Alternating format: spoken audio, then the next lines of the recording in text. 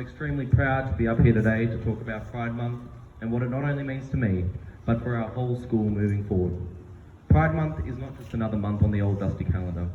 It's an important time where we recognise the hardships the LGBTQI+ community have had to endure over the recent decades and the challenges they still face today.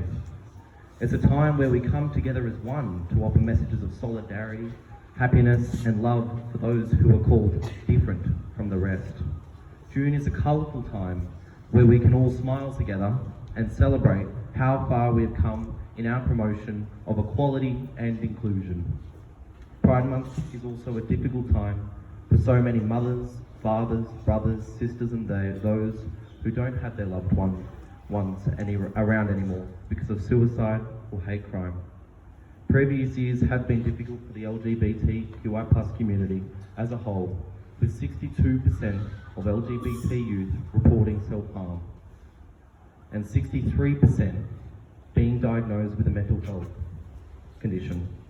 It astounds me that these vulnerable young people are 5 times more likely to attempt suicide, and most disturbingly, transgender youth are 15 times more likely.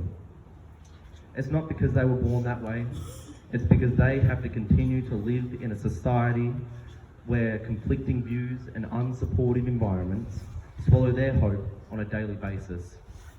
For me, being a proud gay man does not define me in any aspect of my life, and it should never, because I am, simply put it, just Jack. We don't hear LGBTQI+ terms frequently enough at an all-boys rural school, which is a shame since there's a whole world out there full of brilliant gay men, lesbians, powerful transgenders, bisexuals and a variety of other identities. I am up here to share my story in the hope Farah's long-standing culture and language around those who identify themselves as LGBTQI+ can change even more. Today is a tough day for me, as I was outed 2 years ago, and since then I've faced bullying, discrimination, isolation by those who believed they were right. I've gone through many dark phases with mental health. In the darkest times of lockdown and being here last year, I struggled to even see the light at the end of the tunnel that everyone talks about.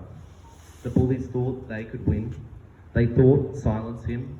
They thought leave him in the shadows. To those people today, I say, I forgive you. And I trust that we are heading towards an inclusive Farah community where I can proudly stand and say I'm a young gay man. Looking out upon our assembly, I realise it's not just my story, it's your story, and yours, and yours.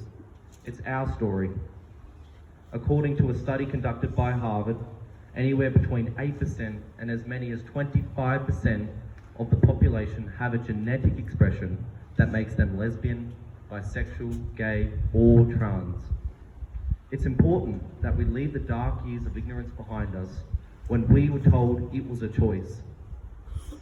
For those of you who are struggling with being in the closet, for those of you being bullied, I want to tell you life's too short to hide who you are, to be someone you're not.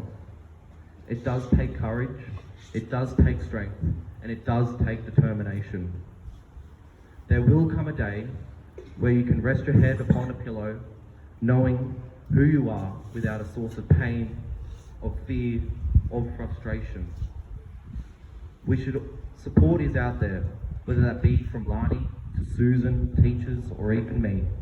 Farah is a place where we should all be accepted for being ourselves, where we don't hurt others, where we take pride in ourselves. We should all be accepted for the things that make us who we are, whether that be a passion for dancing, singing, football, chess, debating, wherever your heart leads you. Farah's very own motto is ad aspera virtus, which is to show strength and adversity in challenging times. We must uphold these values and realise that when we all show strength, when we all face up to the challenges, we can succeed. It's what we all need to be doing. It's what we all need to be doing to make Farah, the place we call home, safer for the students of today and tomorrow. I do really hope that we can take something out of what we have heard today and realise what our next steps must be. Change will occur. I've witnessed it with my own year group and seen how supportive they've been when I've told them about my own experiences.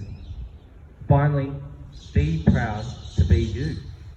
Whether you've come out or you're questioning your identity, we all want to create a culture that is supportive and inclusive of all.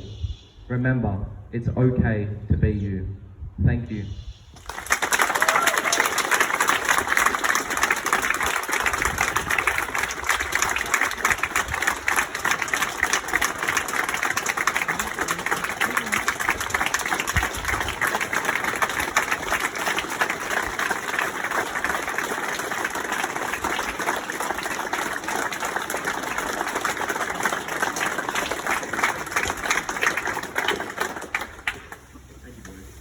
Jack.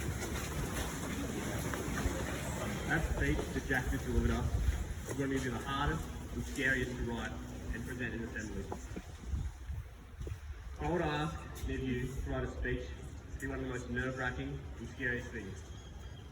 This might come down to the fact that public speaking isn't your thing, but more so due to the fear of worry, of judgment on this topic.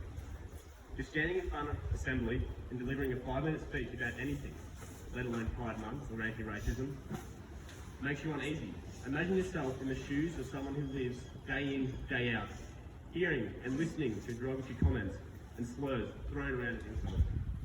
The constant hatred towards another person simply because they do not fit the traditional status quo is unacceptable. Everyone in this quadrangle here is human, and regardless of sexuality or race, everyone deserves to be treated with respect and dignity. For it costs nothing to be kind.